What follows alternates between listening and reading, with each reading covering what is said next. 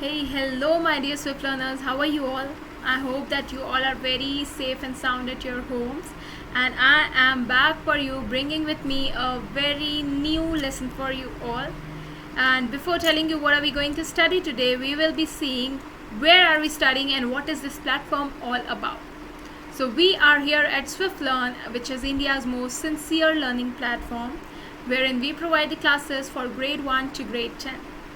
You will be having 100% live interactive class, that is you will be connecting with your teachers through audio and video calls and you will be taking your lessons. We will be having personalized attention batch, so every batch it will contain 6 students maximum and you will be taking your lessons. Apart from teachers, we also have academic mentor team who will be tracking your progress and will be guiding you through the same. Plus, we also cover the syllabus as per your school exam schedule so that you can perform well there also. Now, there are some of the key features of Swift Learn which makes it very special. First is detailed progress report. So what will happen after every 1.5 or 2 months, it will be a detailed analysis report which will be presented to you, in which we will be having every single thing like the homeworks you attempt, the topics that you are very good at, the topics that you really need to work hard on, the classworks that you do, the practice tests that you attempt. So it will be every single thing that will be listed there. We also have Swift Learn academic test series in which you can compete with the students of your grade. You can see your position and you can work accordingly. You can also take unlimited practice tests which are available on the Swift Learn portal for free, and they include subjective tests also. So these will further help you to improve your performance in your school exams. Alright, so all these things you can yourself see just by booking a very free trial class on Swift Learn. All you need to do is just download the Swift Learn app, select your grade and book your free trial class. Please do it because I'm sure you're going to love it. And please subscribe to the channel of Swift Learn, press the bell icon so that you do not miss out on any update. Okay, so revealing our today's chapter, it is water part number 3. We have already done 2 parts in our previous chapter, and today there are various things that we are going to cover which include potable water, waterborne diseases and purification of water for drinking. Now in our last lesson we studied about interconversion of water, what is water cycle and what is the importance of water. So let's quickly revise. List the 3 states of water: solid, liquid and gas. What is water cycle? So it is a kind of cycle which maintains the balance of water on the earth. So it includes various processes like evaporation, then falling back as rain, that is precipitation, collection and again evaporation, then forming the cloud, again coming to earth as precipitation. So this is a kind of cycle which goes on. Why is water an important resource for survival of life? Water is very important resource because we all living beings need it for our daily life purposes, be it for drinking, washing, bathing, cleaning, in industries, in gardening, etc. etc. So water becomes a very important natural resource. Now talking about availability of water. So total water which is available on earth, it is 71% of earth's surface, out of which 96.5% water is in seas and oceans. Now we are left with 3.5%. Do you think can we use it completely? No, because out of this also a major portion of water, it is locked in glaciers and polar ice caps. So the water which is available to us for our use is only 0.006%. So that is why it is told to us that we should be using water very carefully and we should not be wasting water, right? Because it is very less, right? If I say available water is this much, then water which is available for our use, it is just handful. So it's very less quantity, and that is why it is told to save the water. Now talking about potable water. What is potable water? The water which is suitable for our use, our drinking purpose, it is known as potable water. Now, potable water has some of the characteristics which should be given or which should be present for the water to be fit for drinking. First is it should be transparent, no color. It should contain some minerals which are essential for our body. It should be odorless and colorless, so no smell, no color, and it should be very free from any disease causing bacteria, microorganisms or germs, right? Now if I talk about the water that we get from sources like lakes, seas, rivers, etc., they have many dissolved salts in them with many microorganisms or impurities in them. Okay, so that is why it needs to be purified. Why? Because if these salts, they are present in great quantities, okay, and we do not kill or we do not filter the microorganisms before use, then they can cause various diseases. Okay, so we have gastroenteritis, diarrhea and cholera, etc., etc., many diseases it can cause. So these diseases which are caused due to impure water consumption, they are known as waterborne diseases. Okay, now let us study about waterborne diseases. So we have cholera, we have jaundice, typhoid, diarrhea, dysentery. So these are some of the waterborne diseases which are due to the consumption of unfit water or impure water. Okay, now we just now saw that what will happen if we do not consume pure water, right? Now whatever water we are getting from various sources, they contain some amount of impurities in them, right? So now the question arises how to purify the water for our use.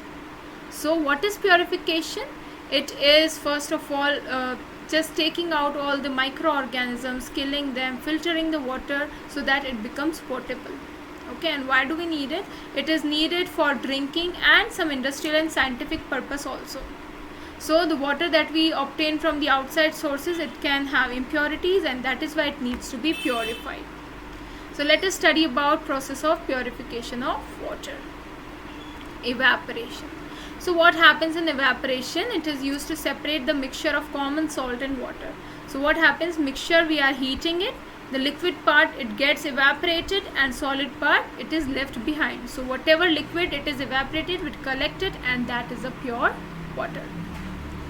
Now distillation. So the method of evaporation followed by condensation is used to remove soluble impurities from water, and it is known as distillation.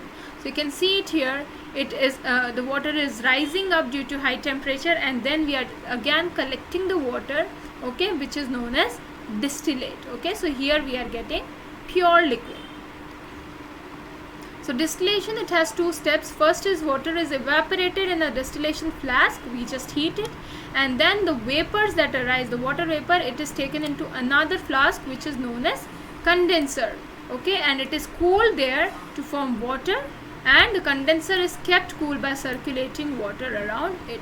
So the two steps are, first the water is evaporated, and second it is collected again. Now in distillation, salt and water can be separated using this way. The water, it is collected in which is collected in this way is purest form, because it is just reaching the boiling point, and only the water is evaporating, and then we are collecting the vapors which are very pure. So that is known as distilled water, which is very pure, and it is also used for scientific experiments. So this is how the distillation process goes. Okay, so here water will evaporate, and from here it will be collected. Next is sedimentation. So what will happen? The heavier particles in the mixture, okay, it will settle down after a period of time, and that process is known as sedimentation. Okay, so it is a water containing very much of impurities. We will leave it undisturbed for some time. So what will happen? Insoluble impurities, they will settle down, and clean water we will be getting upwards. And decantation, what will happen? After sedimentation, the settling down of particles at the bottom, the water along the dust is removed. Okay, so we are pouring out the water in separate container. That process is again known as decantation. And filtration is the process of passing the mixture through a filter to remove the insoluble impurities. So the impurities which are not soluble, okay, we are separating using a filter. Okay, for example, if we talk about filtration of tea leaves from tea using a strainer, that is example of filtration. So we can also filter muddy water through a very fine filter paper to get clean water. Now loading. So what happens in loading? In the loading tank, coagulants like lime and alum, they are added to water. So because of lime and alum, what happens? The particulates which are suspended in the water, they clump together, okay, and then they settle down, okay.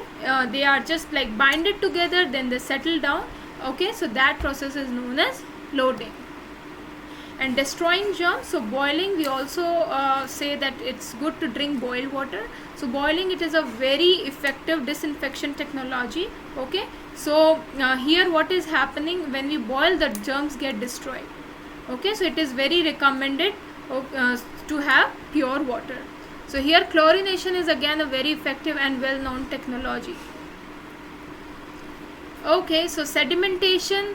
What is meant by sedimentation? So what happens in sedimentation, whenever we are having some impure kind of water which is having many impurities, we leave it undisturbed for some time. So what will happen, the impurities, they will settle down after a period of time, and that process is known as sedimentation. What is potable water? The water which is very fit for drinking, which is which is free from any impurities, that is potable water. And different methods that we saw for to make water fit for drinking, it is sedimentation, decantation, evaporation, boiling, loading, etc. Okay, so fun fact, a swimming pool naturally loses about 1000 gallons of water, that is 3785 liters in a month, due to evaporation. So it is again a huge number. So due to evaporation also, a large amount of water is lost. Each day we also lose a little more than 1 cup of water when we exhale it. So during exhalation also we are losing a bit of water. Now challenge of the day says, can we make ocean water drinkable? So in the olden times it was not possible, but now the technology is advancing so much. So desalination is a process which is used to make ocean water drinkable, and right now also various experiments are going on to prove it or to make the ocean water completely potable, okay. So still there are some of the processes that are ongoing, and the main process which can make ocean water drinkable is desalination. Alright, so time for activity. Which of the following process is used to obtain salt from seawater? So it is evaporation. The solid which settles at the bottom, it is sediment. And the insoluble solid left on the filter, it is known as residue. Okay, so what are the things that we have covered today? We have covered potable water and the need, what are the waterborne diseases, and how to purify the water for drinking process. So I hope you might have studied, or you might have learned, or you might have understood every single thing. We will be meeting in the next class, in which I will be bringing for you a new chapter, and we will be learning a bit more. And if you have missed out on any video, you can just go to Swiftlern channel to see all the videos are listed there. Plus also book your free trial class. Very few slots are left, so please hurry up and book your free trial class. Thank you. Let's meet in another session.